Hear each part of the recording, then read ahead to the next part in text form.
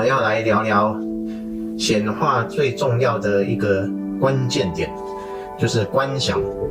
观想在密宗里面是相当重要的一个项目。我们都知道密宗讲究的是三密相应，所谓的三密相应就是意密、身密、口密。身密的话就是打手印，上次有教各位打金刚拳，就是一种密宗的手印。那口密就是念咒语，意密就是观想。观想是最重要的一环。为什么密宗这个修行的方法最注重的就是观想？它有一个方式是把你自己观想成某一尊菩萨，然后你每天修行的时候，你都会观想一些情节，然后把自己观想成那个菩萨，然后你就会成为那个菩萨。那当这个观想每天这样执行的时候，你会越来越感觉到你自己就是那一位菩萨。到最后三密相应的时候，你就觉得你完全就是那位菩萨。这时候你就会拥有那位菩萨的，不管是法力啊，还是他的慈悲心啊，等等，你都会跟菩萨一模一样。这时候你就修成了。那听起来是一个修行的方式，那跟我们今天要讲的到底有什么关系呢？因为今天我们要讲的观想，其实就是一种修炼。怎么说呢？大家都听过吸引力法则讲究观想，但是今天讲的观想会比这个更深入一些。我们不会把观想当成是一种想象力，因为我们都知道这个世界是虚幻的，所有的情境全部都是我们的信念所显化出来的。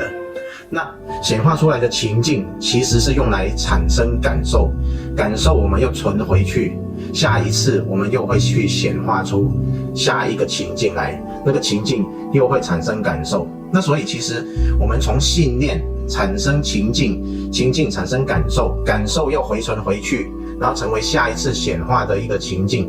这个过程我们之前谈的蛮多的。那我们今天谈的就是如何在这个信念的部分能够加入我们想要的信念，而把显化变成一个真实我们想要达成的愿望。那这样的一个过程就是一个观想的过程，我们有意识的去操控信念，这个就是我们今天要说的。所以我们今天说的观想，用另外一个角度来去看它，我们会把观想看成是一种内在的生活。对于这个整个世界来说，以就近的实相的看法来看的话，其实我们所谓的现实跟我们所谓的梦境还有我们的想象，其实三者完全没有分别，全部都可以借由信念去创造情境跟感受。在这三者里面，对于实相来说是没有分别的。在观想的时候所产生的所有的情境，它等同于我们现实中发生所有的情境，全部都会营造出感受。那么感受就是我们的振动频率。我们都知道振动频率才是显化出现实情境的一种最重要的元素，所有的现实都是由振动频率而去产生的。所以要制造这种振动频率，我们只要在内在制造出相应的情境而产生感受，那个感受本身就是振动频率了。所以对于我们来说，观想的本身就是现实的发生。我们要有这样的一个理念，不把观想想说是一种想象，我们实际上把它当成是我们的内在生活。我们要以内在生活的观点来看待观想这件事情。为什么很多人在做观想都没有办法达成他的愿望？因为生不起那个感受来。为什么生不起感受？因为他没有把想象观想当成是真实的，他认为它只是一种想象而已。当他这样子想的时候，他就会限制住自己的想象力，没有办法把它当成真实的发生，所以生不起感受，生不起感受自然就没有那个振动频率，就没有办法实现。所以我们观想最重要的就是把它当成是真实的。首先我们就要把它当成是一种内在的生活，以这种观点来看待观想。观想的重要性，我在这边稍微举一两个例子给各位听听。各位都知道那个全世界以前有一个非常厉害的拳王，叫做阿里。阿里拳王要进行拳赛之前，他都会先想象他在拳击的时候如何击败对手，在领奖的时候他身体感觉到疼痛，然后并且感觉到观众在欢呼、拍手、尖叫，然后感觉到裁判宣告他胜利的时候他内心的激动，全部他都观想得巨细靡遗，所以他的比赛都是全胜的。大家都知道观想对于一个运动选手是多么重要的一件事情。巧巧从刚刚开始到现在都在进入观想状态了。其实我只是借机用观想这个题目睡觉。竟然借观想的题目来睡觉，该起床了。观众看你睡很久了。这个当下特别想睡觉这样。但是很多人是不是观想会想睡觉？有可能啊，是观想到想睡觉就去睡觉，没有关系。观想一定要闭眼睛吗？观想尽量是闭着眼睛会比较好，因为我们要产生内在的影像嘛，所以就把眼睛闭起来，影像会比较清晰。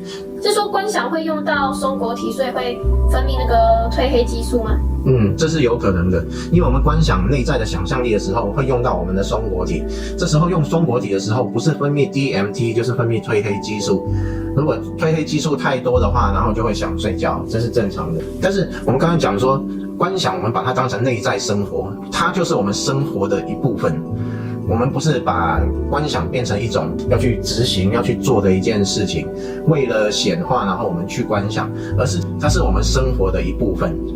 那这样子的话，你就会每天借由观想去想象你真正想要达成的那个成果、愿望，然后把这个当成你生活的一个部分。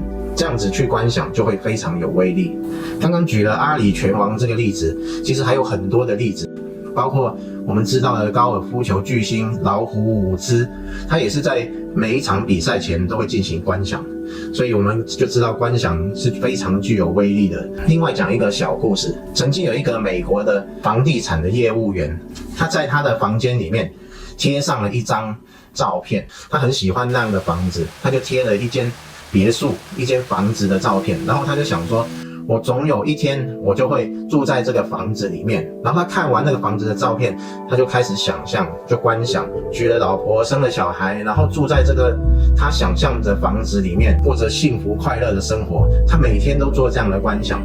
过了几年的时间之后，他真的娶了老婆，然后生了小孩，并且他买了一间房子。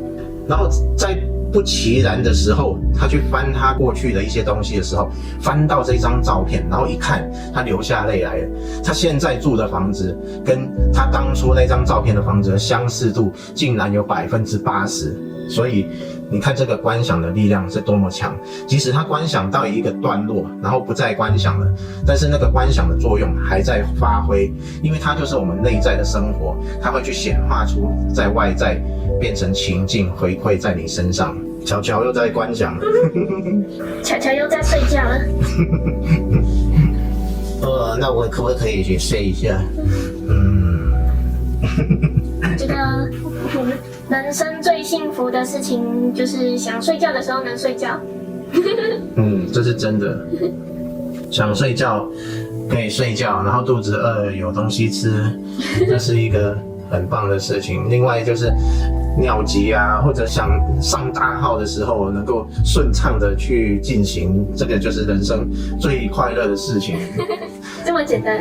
其实人很简单就可以很快乐。对啊，所以我们观想的情节也不用太复杂，我们就可以观想一些很容易达成的一个快乐，那个快乐的情境就可以把频率带出来，感觉带出来，我们就会显化更多快乐的情境回到身上。不要太复杂，例如是什么？有的人观想他会这样子，观想非常复杂的情节，花2个小时去观想他是如何奋斗，最后当了总裁，然后拥有了5台跑车，最终买了好大的一栋房子，住在那个房子里面啊等等，他会观想很多很多很细腻的情节，甚至每一次观想都比看电影的时间还长，做很复杂的观想。其实重要的是那个感觉。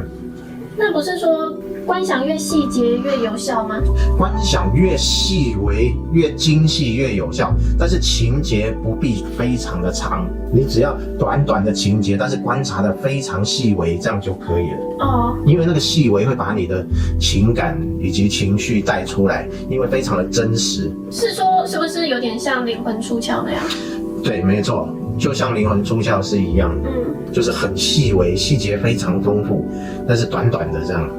所以各位观想其实也不用观想得很冗长，只要把重点观想出来，把那个感觉带出来，这样就可以了。那大家是不是应该要直接练习那个灵魂出窍，直接在梦里显现他想要的情境，在梦里获得那个感觉，然后在现实显化出那些情境啊？没错啊，这是一个很好的方法。刚刚我们开头的时候就有讲说，梦境跟现实还有我们的想象三者是一模一样的，所以在梦境里面我们也可以培养出清明梦的能力，然后我们就可以在梦境里面营造出那些剧情来，在现实中把它显化出来，这也是一个很好的方法。我们找机会再来拍有关清明梦灵魂出窍的影片好了，也可以分享我们灵魂出窍的一些经验。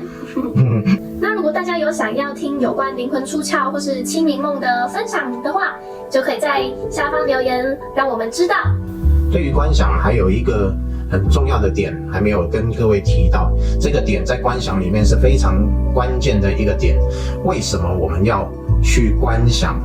这是一个极为重要的部分，现在就告诉大家这是什么。我们在显化每一次的情境回馈的时候，会有一个机制叫做恐惧机制。这个恐惧机制意思就是说，对于我们未知的事情，我们是带有恐惧的。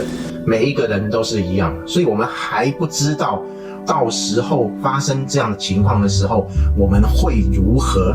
那个会如何是会带着一些恐惧或者担心的。我在这里举个例子给各位听。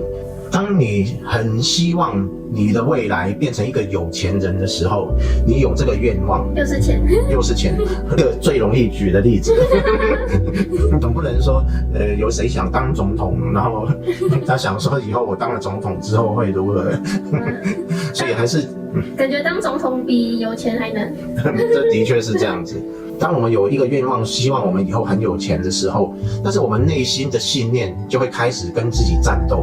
会有什么战斗的情况？你就会想说，当我变成有钱人的时候，我是不是变成一个企业的老板或者总裁，我必须做生意才能够变成有钱人？这是一般社会上都是这样子。当我变成生意人或者有钱人的时候，那我就会去面对很多的困难、很多的困境，还要解决很多的问题，那而且要跟很多人应酬等等。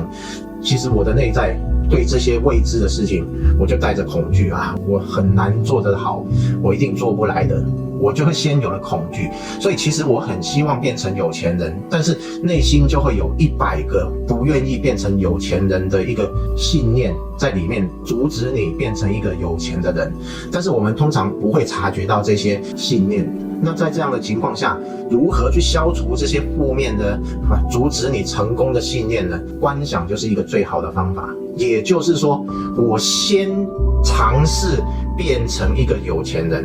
所以当你观想你变成了一个有钱人或者有钱的生活的时候，你已经先去体验了一遍有钱的生活。当你的内心去感受到你的观想的时候，他常常的去感受你观想变成有钱人，他就习惯了变成有钱人，他就不会再对有钱会过着怎样的生活，会很多困难的这个部分，他就没有疑虑了，因为他已经习惯变成有钱人了。这个习惯变成有钱人，让他消除了那些恐惧，你就可以很顺利的就会达成。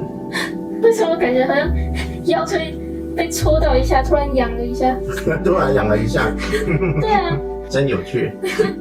被戳了一下，告诉你说不要睡了，赶快起来。大家都看着我们呢。所以是真的有东西在戳我？没有啦，开玩笑的，根本就没东西。对啊，其实我们影片完全没有框架，完全的 free， 很轻松的这样拍摄的。就算巧巧很激动，那也是很对啊放，松的在激动。有时候很激动，有时候很宁静，都是很随性的。对啊，如果人生要一直很激昂，那很累。也是啊。对，想休息的时候就休息啊。没错。其实观想已经说完了，最后呢，就跟各位讲一下这个结论。结论就是观想，我们要把它当成是内在的生活。所以既然是内在的生活，我们就不是那种偶尔来想象一下。我们可以很大胆的去把每一个观想都认为是内在的生活，所以我们每天都可以去给自己一些时间进行这个内在的生活，然后从内在的生活去把它想象的非常真实，然后让自己产生那种真正的感受、情绪等等，然后这些情绪跟感受就会真正的在你的生活里面产生了显化的作用。今天就跟各位分享到这里。